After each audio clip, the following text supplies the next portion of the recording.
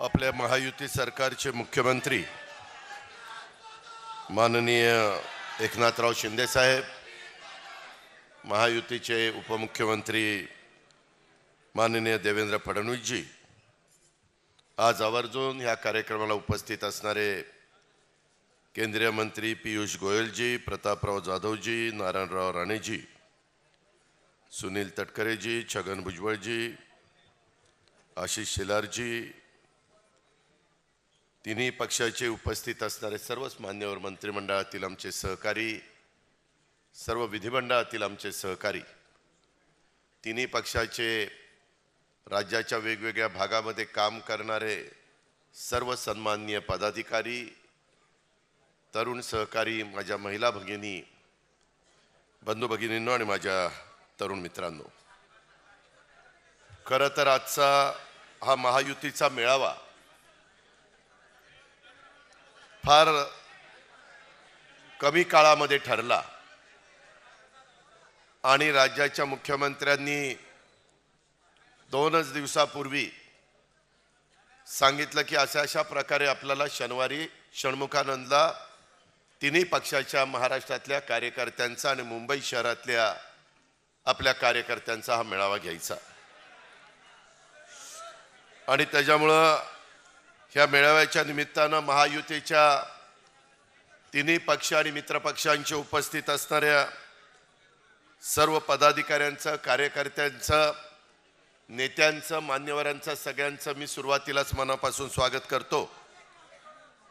मित्रांनो, महायुतीच्या सरकारच्या माध्यमातून गेल्या 2.5 वर्षाच्या काळामध्ये अनेक लोकहिताचे, अनेक विकासाचे अशा प्रकारचे निर्णय मार्गी लावण्याचा प्रयत्न एकनाथरावांनी, देवेंद्रजींनी आणि सगळ्या त्यांच्या सहकाऱ्यांनी महाराष्ट्रामध्ये केला. विकासाचा कार्यक्रम राबवणं, राज्याच्या विकासाच्या दृष्टीनं चांगले धोरणात्मक निर्णय त्या ठिकाणी घेणं आणि महाराष्ट्रातल्या जनतेच्या हिताच्या कामाला प्राधान्य देणं, ह्याला अग्रक्रम देण्याचा प्रयत्न पहिल्यापासून ह्या महायुतीच्या सरकारने केलेला आहे. आज राज्याचे प्रमुख म्हणून एकनाथराव शिंदे किंवा उपमुख्यमंत्री देवेंद्र फडणवीस, आम्ही सगळेजण मुख्यमंत्री, उपमुख्यमंत्री या नात्याने राज्याच्या सर्वांगीण शाश्वत विकासाचं काम करण्याचा प्रयत्न करतोय. एक गोष्ट मधल्या काळामध्ये घडली की लोकसभेच्या निवडणुका झाल्या. लोकसभेमध्ये आपण जे अंदाज व्यक्त केलेला होता तो अंदाज आपल्याला पूर्ण करता आला नाही, तसं यश महाराष्ट्रामध्ये आपल्याला मिळालं नाही. बाकीच्या देशाच्या इतर राज्यामध्ये ते मिळालं आणि त्याच्यामुळं NDAचं सरकार देशामध्ये आलं आणि तिसऱ्यांदा या देशाचे पंतप्रधान नरेंद्र मोदी साहेब त्या ठिकाणी झाले. मी आपल्या सर्वांच्या वतीनं महायुतीच्या मेळाव्याच्या निमित्तानं पंतप्रधान नरेंद्र मोदी साहेबांचं देखील अभिनंदन करतो आणि एकंदरीतच गेले 10 वर्ष तुमच्या माझ्या देशाचा सर्वांगीण विकास करण्याचा ध्यास हा त्यांनी स्वीकारलेला होता आणि विकास हाच केंद्रबिंदू मानून त्यांनी जागतिक पातळीवर, देश पातळीवर, सर्व स्तरावर देशाचा नावलौकिक वाढवण्याचं काम केलं. परंतु त्या निवडणुकीच्या निमित्तानं महाराष्ट्रामध्ये विरोधकांना जरा जास्तीचं यश मिळालं. वेगवेगळ्या प्रकारे काही समाजामध्ये गैरसमज निर्माण करण्याचा प्रयत्न त्यांनी केला, त्याला त्यांना यश आलं. आता मतदारांना कळतंय किंवा संविधानाच्या बद्दल आजपर्यंत अनेक पंतप्रधान किंवा अनेक सरकार येऊन गेली, परंतु संविधानाला इतका आदराच्या स्थान देण्याचं काम हे NDAचे प्रमुख या नात्याने पंतप्रधान नरेंद्र मोदी साहेबांनी केलं. कारण ज्यावेळेस पहिलीच NDAची बैठक झाली तिथंही आम्ही बघितलं, त्या बैठकीला आल्यानंतर पहिलं संविधानाचं दर्शन घेऊन तिथं नतमस्तक होऊन त्यांनी आम्हाला सगळ्यांना मार्गदर्शन केलं. तीच गोष्ट मंत्रिमंडळाच्या शपथविधीच्या निमित्तानं राष्ट्रपतींच्या जे कार्यालय राष्ट्रपती भवन आहे तिथं देखील संपूर्ण भारतातल्या देशाने बघितलं. पण जाणीवपूर्वक माझ्या आदिवासी समाजामध्ये, माझ्या मागासवर्गीय समाजामध्ये संविधान बदललं जाणार, समान नागरी कायदा येणार, आपलं आरक्षण जाणार, 400 पार हे कशा करता, अशा पद्धतीनं आपला जो सकारात्मक प्रचार होता त्याला नकारात्मक पद्धतीनं लोकांच्या समोर नेण्याचं काम ह्या लोकांनी महाराष्ट्रामध्ये केलं. जो शिवशाहू फुले आंबेडकरांचा महाराष्ट्र आहे तिथं ते झालं आणि त्याचा फटका हा आपल्याला बसला. त्यामध्ये काही समाज तेही नाराज झाले आणि त्यांच्या पण मनामध्ये काही भीती आली, विशेषतः मायनॉरिटीमध्ये, आणि त्याही गोष्टीची फार मोठी किंमत आपल्याला सगळ्यांना मोजावी लागली. मित्रांनो, जे काही खरं आहे ते आपण मान्य केलं पाहिजे. आता मात्र गाफील न राहता आपण सगळ्यांनी संविधानाच्या बद्दलचा जसा चुकीचा प्रचार करून जनतेमध्ये गैरसमज निर्माण करण्याचा प्रयत्न केला, इतर घटकामध्ये गैरसमज निर्माण करण्याचा प्रयत्न केला, हा आपण हाणून पाडला पाहिजे. त्यांना प्रत्येकाच्या पर्यंत, मतदारांच्या पर्यंत जाण्याचं काम महायुतीच्या कार्यकर्त्यांनी केलं पाहिजे. खरं तर मला आठवतंय, मी महायुतीमध्ये सामील झालो त्याला जवळपास 1 वर्ष होऊन गेलं. त्या 1 वर्षाच्या काळामध्ये सुरुवातीला वरळीमध्ये आपला एक मेळावा झाला. त्यावेळेस शिंदे साहेबांनी, देवेंद्रजींनी, आम्ही सगळ्यांनी ठरवलेलं होतं की अनेक वर्ष आपण एकमेकाच्या विरोधामध्ये जिल्हा परिषदेमध्ये, ग्रामपंचायतमध्ये, तालुका पंचायतमध्ये, नगरपालिकेमध्ये, महानगरपालिकेमध्ये, इतर काही संस्थांच्या सहकारी ह्या निवडणुका आपण लढवल्या. आणि आम्ही लोक जरी सगळे वरच्या पातळीवरचे एकत्र आलो तरी कार्यकर्त्यांनी पण तिन्ही पक्ष आणि मित्र पक्षांच्या एकत्र येण्याची गरज होती. आणि म्हणून तो पहिला मेळावा वरळीला आपण घेतलेला होता. आणि नंतर विभाग वाईज आपण जाणार होतो, नंतर जिल्हा वाईज जायचं ठरलेलं होतं, आणि खालच्या टीमनी तालुका वाईज पण जायचं. अशा पद्धतीनं एक आपलेपणाचं वातावरण, सगळ्यांच्यामध्ये एक समन्वय साधण्याचा काम करायचा निर्णय झालेला होता. परंतु काही कारणांनी ते पुढं गेलं नाही. आता मात्र उद्याचं अधिवेशन संपल्यानंतर शिंदे साहेब, देवेंद्रजी, ताबडतोब त्या गोष्टीला आपण सुरुवात करावी लागेल. त्यानिमित्तानं वेळ पडली तर एका दिवशी 2-2 विभागामध्ये जाता आलं तर 2-2 विभागामध्ये, कारण एकदा विभागाचे मेळावे झाले. सध्या पावसाचे दिवस आहेत, बघता बघता ऑक्टोबर महिना कधी येईल समजणार नाही. आणि त्याच्यामुळं आता सगळ्यांनाच, म्हणजे महायुतीच्या मित्रपक्षांच्या शेवटच्या कार्यकर्त्याला देखील मनापासून स्वतःला झोकून देऊन काम करावं लागणार आहे. उद्याच्या काळामध्ये निवडणुकीमध्ये जे काही तिकीट वाटप करायचंय महाराष्ट्राच्या विधानसभेत 288 जागांच्या संदर्भात, ते वरिष्ठ पातळीवरचे नेते मंडळी मिळून त्या ठिकाणी करतील. त्याबद्दल तुम्ही कृपा करून सर्व वरिष्ठांच्यावर विश्वास ठेवा. हे सगळं करत असताना इतरांना देखील थोडंसं, कदाचित 2 ताकदीचे उमेदवार असतील, एकाला तिकीट मिळेल एका पक्षाला, दुसऱ्याला मिळणार नाही, त्याला लगेचच नाराज न होता थोडंसं त्यांनी पण समन्वय, त्या ठिकाणी एक वेगळ्या प्रकारची भूमिका न घेत स्वीकारता त्यांनी पण हे आपल्या सर्वांचं काम आहे ह्या भावनेतनं तिथं स्वतः झोकून दिलं गेलं पाहिजे. ह्या सगळ्या गोष्टी करत असताना आताच्या अर्थसंकल्पाच्या बाबतीमध्ये सन्माननीय आशिष शेलार साहेबांनी सांगितलं की फार चांगला अर्थसंकल्प दिलाय. महिलांनो, मला आपल्याला सगळ्यांना सांगायचं आहे, त्याच्यामध्ये आमच्या मुली असतील, त्याच्यामध्ये आमच्या माता असतील, त्याच्यामध्ये आमच्या भगिनी असतील, त्या सगळ्यांना ह्या मेळाव्याच्या निमित्तानं महाराष्ट्रातल्या माझ्या मुलींना, मातांना, भगिनींना सांगायचं, आपल्याला सगळ्यांना सांगायचं आहे की ह्याच्यामध्ये सुरुवातीला काही त्रुटी राहण्याची शक्यता नाकारता येत नाही. आम्ही ताबडतोब त्याच्यामध्ये तुम्हाला बघायला मिळालं असेल, पहिल्यांदा 21 ते 60 होतं, लगेच 21 ते 65 केलं. पिवळं आणि केशरी रेशन कार्ड, ह्याला बाकीचं काही आता उत्पन्नाच्या दाखल्याची गरज नाही. असं जास्तीत जास्त कसं सुसह्य होईल, माझ्या माता भगिनींना जास्त हेलपाटे मारावे लागणार नाही. मला कार्यकर्त्यांना सगळ्यांना सांगायचं की ही योजना आपण प्रत्येकाने प्रयत्न करून त्या भगिनींच्या पर्यंत पोचवायची, त्या मातेच्या पर्यंत पोचवायची. आणि ही पोचवत असताना कुठेही कुणी गडबड करत असेल, काही पैसे मागत असेल, काही वेगवेगळे प्रकार करत असतील तर ह्याला अजिबात थारा देता कामा नये. त्याबद्दल अतिशय कडक भूमिका ह्या आपल्या महायुतीच्या सरकारने स्वीकारलेली आहे. आणि त्याच्याबद्दल मध्ये एक तलाठ्यांनी काही गडबड केली तर त्याच्यावर ताबडतोब ॲक्शन घेण्यात आली. विरोधक ह्या योजनेमुळं थोडेसे गडबडलेले आहेत, थोडेसे घाबरलेले आहेत आणि त्यांना कुठल्याही परिस्थितीमध्ये ही योजना ही सक्सेस होऊ नये.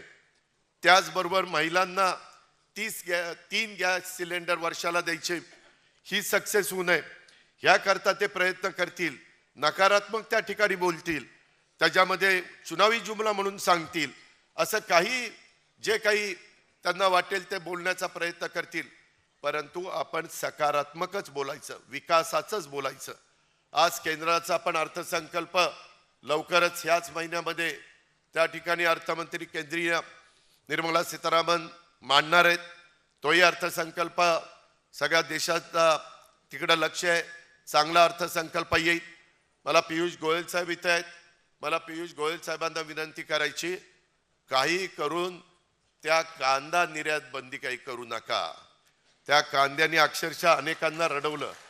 त्या कांद्यामुळं आपल्या नाशिक जिल्हा असेल, नगर जिल्हा असेल, पुणे जिल्हा असेल, माझा सोलापूर जिल्हा असेल, अनेक जिल्ह्यांमध्ये त्या एकंदरीत निर्यात बंदी केली. त्याच्यामुळं त्याचा परिणाम झाला आणि त्याची जबरदस्त किंमत ही त्या ठिकाणी मोजावी लागली. आम्ही आता केंद्राच्या अखत्यारीमध्ये आम्ही पण दिल्लीमध्ये गेल्यानंतर वरिष्ठांशी, अमित भाईंशी असेल किंवा नरेंद्र मोदी साहेबांशी असेल, तिथं बोलण्याचं काम करणारच आहोत. परंतु तुमच्या माझ्या महाराष्ट्रातल्या शेतकऱ्यांच्या भल्याचे जे जे निर्णय आपल्या हातामध्ये असतील, मुख्यमंत्र्यांच्या महायुतीच्या सरकारमध्ये असतील, तो घेण्याचा प्रयत्न आम्ही तर करतोय. दुधाला पण आपण 5 रुपये वाढवले. आता पावडर दुधाची एक्सपोर्ट करायला देखील कालच्याच कॅबिनेटमध्ये मान्यता दिलेली आहे, जेणेकरून पावडरचे साठे, दुधाच्या पावडरचे साठलेले आहेत ते बाहेर जावेत आणि त्याच्यातनं दुधाचा दर चांगला व्हावा. त्याही बाबतीमध्ये पियुष गोयल साहेब तुम्ही आहेत, प्रतापराव इथं आहेत, माझी आपल्याला दोघांना केंद्रीय मंत्री आणि स्वतंत्र कारभार या नात्याने विनंती आहे की दुधाची पावडर पण आयात करू नका. मधून अधून अशा काही बातम्या दिल्या जातात आणि सोशल मीडियावर इतकं वेगळ्या पद्धतीनं ते दाखवलं जातं की लगेचच शेतकऱ्यांच्या मनामध्ये एक वेगळी भावना वाढीला लागती. त्याच्यामुळं अशा पद्धतीनं कुठं घडत असेल आणि ते होणारच नव्हतं तरी देखील दाखवण्याचा प्रयत्न करत असेल तर त्याला काउंटर अटॅक देखील झाला पाहिजे. त्याकरता आपला तिन्ही पक्षांचा, मित्रपक्षांचा सोशल मीडिया हा जास्त ॲक्टिव्हपणे काम कसा करेल याबद्दल पण आपल्याला सगळ्यांना जागृत राहून काम करावं लागणार आहे. ही पण गोष्ट मी आवर्जून ह्या मेळाव्याच्या निमित्तानं आपल्याला सगळ्यांना सांगतो. त्याच्या संदर्भामध्ये ज्या गोरगरीब मुलींना शिक्षण घेता येत नव्हतं त्यांनाही आता पुढचं कॉलेजचं शिक्षण मोफत घेण्याच्या बद्दलचा पण निर्णय ह्या राज्य सरकारने घेतलेला आहे. ज्यावेळेस एखादी मुलगी, आपण SC आणि STला तो निश्चितपणे त्यांच्याकरता ही योजना राबवत होतोच, परंतु इतर समाजातला जो घटक आहे पण तो गरीब आहे, त्या गरीब देखील मुलींना शिकण्याचा पूर्ण अधिकार आहे. आणि शिवशाहू फुले आंबेडकरांच्या महाराष्ट्रामध्ये त्यांनाही मान सन्मान मिळाला पाहिजे, त्यांना शिकता आलं पाहिजे. तोही महत्त्वाचा निर्णय आपण त्या ठिकाणी घेतलेला आहे. आणि युवक युवतींची संख्या जास्त आहे. 10 लाख युवा युवतींच्या करता आपण एक चांगला निर्णय, 10,000 कोटी रुपये दरवर्षी आपण त्यांना एक स्टायपंड देणार आहोत आणि त्यांना वर्षभर ते शिक्षण देणार आहोत. तो ज्या कारखान्यात काम करेल, एक तर तो कारखाना त्याचं चांगलं काम बघून किंवा तिचं चांगलं काम बघून तिथं ते कामाला घेतील, किंवा तिला किमान 1 वर्षाचा त्याला अनुभव आल्यानंतर तो स्वतःच्या पायावर उभं राहण्याचा प्रयत्न करेल. अशा प्रकारे ती पण योजना आहे. माझी तुम्हाला पुन्हा कार्यकर्त्यांना विनंती आहे की बाबांनो, ह्या योजना राबवत असताना आम्ही सगळेजण सरकारमध्ये आहोत. जर कुठं काही तुम्हाला वाटलं की हे अडचणीचं आहे आणि ते अडचणीचं असताना आपल्याला मार्ग काढायला पाहिजे, तर तो मार्ग काढायला केव्हाही एकनाथराव शिंदे, देवेंद्रजी, आम्ही सगळेजण तयार आहोत. त्याबद्दल आपण तिळमात्र शंका मनामध्ये बाळगू नका. हे सरकार आपलं आहे सर्वसामान्यांचं सरकार आहे, हा विसर कदापि आपण पडून देता कामा नये, अशा प्रकारची माझी आपल्याला सगळ्यांना विनंती आहे. आपला देश, आपलं राज्य, एकंदरीतच घटनेचे शिल्पकार डॉक्टर बाबासाहेब आंबेडकरांनी दिलेलं संविधान, ह्या सगळ्या गोष्टींच्या संदर्भामध्ये महायुतीला आदर आहे, अभिमान आहे. त्याचबरोबर देशातल्या तमाम जनतेला आहे आणि त्याकरता वेगळ्या प्रकारे जनतेला वेडं समजून काहीतरी वेगळा प्रचार करण्याचं जे काही काम केलेलं आहे त्याला आता कुठेही थारा मिळून देता कामा नये, अशा प्रकारचं आपल्या सगळ्यांना लक्ष द्यावं लागेल. हलक्या कानाचं राहू नका, नाहीतर हा असं म्हणत होता, हा तर आता कामालाच लागलेला आहे आणि आता ह्याला तिकीट मिळाले का, ह्याला वरनं कोणी सांगितलंय का? वरनं नाही, खालनं नाही, मधनं नाही. त्याच्यामध्ये जे काही वरिष्ठ ठरवतील त्याच्यावर विश्वास ठेवा. एक आता आपलं महायुती हा परिवार आहे, ह्या परिवारावर प्रमुखांच्यावर आपण विश्वास टाकला पाहिजे. त्याच्यामध्ये कुठल्याही आपण काम करताना जातीचा, पातीचा, नात्याचा, गोत्याचा कशाचाच विचार करणार नाही. आपण फक्त तो महाराष्ट्रातला आहे का, तो व्यवस्थितपणे काम करतोय का, अशा पद्धतीनं आपण पुढे जायचं ठरवलेलं आहे. मित्रांनो, महायुतीच्या सरकारची कामगिरी ही तुम्ही बघितल्यानंतर एक दमदार अशा प्रकारची कामगिरी, ही कामगिरी आपल्याला जनतेपर्यंत पोहोचवणं हे आपलं आता सर्वांचं काम आहे. बघता बघता निवडणुका येतील, त्यामुळे कमीत कमी वेळेत जास्तीत जास्त लोकांच्या पर्यंत आपल्याला पोहोचण्याचं काम करायचं. ते मुंबई असेल, ते नवी मुंबई असेल, ठाणे असेल किंवा चांद्यापासून बांद्यापर्यंत कुठलाही भाग असेल. मित्रांनो, या अर्थसंकल्पात जर तुम्ही पाहिलं तर सर्वसामान्य घटकाला न्याय देण्याच्या भूमिकेतनं अनेक योजना आणलेल्या आहेत. माझ्यानंतर एकनाथराव आणि देवेंद्रजी पण बोलणार आहेत, त्याच्यामुळं सगळ्याच योजना सांगत बसत नाही. पण काही वेळेस असंही सांगितलं जातं, अरे शेतकऱ्यांना काय मिळालं? शेतकऱ्यांना पण मी परवा अर्थसंकल्पाच्या रिप्लायमध्ये दाखवलं, 50,000 कोटीच्या योजना शेतकऱ्यांना पण दिलेल्या आहेत. वीज बिल माफी, म्हणजे इतके दिवस शेतकऱ्यांना अक्षरशः लाईटचं बिल भरता भरता नाके नऊ यायचं, पण ते पण माफ करून टाकलेलं आहे. आणि तुम्ही जनतेला सांगा की हे महायुतीच्या सरकारने घेतलेले निर्णय आहेत. पाठीमागच्या काळात सरकारने जे निर्णय घेतले होते वीज बिल माफीचे, निवडणुका जिंकल्यानंतर पुढच्या वेळेसच लगेच त्यांना बिल देऊन टाकलं आणि म्हणाले की ते निवडणुकीपुरतं आमचं होतं. ह्या योजना निवडणुकीच्या पुरत्या नाहीत, ह्या पुढच्या कायमच्या काळाकरता निवडणुका आहेत. परंतु त्याच्याकरता लाभार्थीला सांगावं लागेल, पुढं या एकंदरीतच योजना चालवायच्यात म्हणल्यानंतर पुन्हा हेच सरकार आणावं लागेल तर त्या योजना चालतील. अशा पद्धतीनं तुम्ही व्यवस्थितपणे सांगा, हे सांगण्याची गरज आहे. आणि हे एकदाच नाही बोलायचं. आता षण्मुखानंद हॉलमधनं बाहेर पडल्यानंतर ज्या दिवसापर्यंत आपल्या विधानसभेचा उमेदवाराचं बटन दाबण्याचं काम करायचं, तोपर्यंत एकच विकास विकास विकास. आणि गेल्या 2-2.5 वर्षामध्ये महायुतीच्या सरकारने केलेली कामं, आताच्या जाहीर केलेल्या योजना, त्याच्या संदर्भामध्ये सर्व घटकाला, आता महिला काही ठराविक समाजाच्याच महिला नाही, सगळ्या जाती धर्माच्या महिला आहेत. त्याच्यात मागासवर्गीय, त्याच्यात आदिवासी आहेत, त्याच्यात मुस्लिम आहेत, त्याच्यात सर्व जाती धर्माच्या माझ्या महिला आहेत. तशाच पद्धतीनं मुलांना, मुलींना देखील, तरुणांना जो काही आपण युवांच्या करता कार्यक्रम आणलाय, तो पण 10 लाख विद्यार्थ्यांना, तरुणांना पहिल्या वर्षी दिल्यानंतर 3 वर्षांनी बाहेर पडतील आणि पुढच्या वर्षी पुन्हा 10 लाख, त्याच्या पुढच्या वर्षी पुन्हा 10 लाख, असा तो कार्यक्रम आहे. त्याकरता तुम्हाला या सगळ्या गोष्टी समजल्या पाहिजेत. त्याकरता आम्ही पुस्तिका पण काढू. त्या पुस्तिका काढत असताना त्या तुम्हाला नीटपणे तुम्ही समजून घ्या आणि नंतर त्या शेवटच्या लाभार्थ्यापर्यंत पोहोचवण्याचं काम करा. या महायुतीच्या सरकारने नव्याने जाहीर केलेल्या योजना, तसेच मागच्या काळामध्ये लोकहिताच्या योजना आपल्याला जनतेच्या पर्यंत पोहोचवायच्यात आणि या योजनांचा लाभ हा जास्तीत जास्त लोकांना कसा होईल याकरता आपल्याला काम करायचं आहे. मग तुमची माझी वाडी वस्ती असेल, गाव पातळीवर असेल, कुठल्याही वॉर्डामध्ये असेल, कुठल्या गावामध्ये असेल किंवा कुठल्या शहरामध्ये असेल, आणि ह्या महिला, तरुण, शेतकरी, मागासवर्गीय, आदिवासी, अल्पसंख्याक बांधवांच्या पर्यंत आपल्याला ह्या योजनांचा लाभ पोचवायचा आहे। शासकीय योजनांचा लाभ मिळवून देण्याकरता त्याचा फॉर्म भरून घेणं, पात्र कुटुंबांना योजनेचा लाभ मिळवून देण्याच्या करता कागदपत्र काढण्याच्या करता मदत करणं, सरकारी कार्यालयात जर कुठल्या अडचणी आल्या तर त्या सोडवण्याच्या करता मदत करणं, हे काम बूथ पातळीपर्यंत महायुतीच्या कार्यकर्त्यांनी त्या ठिकाणी केलं पाहिजे।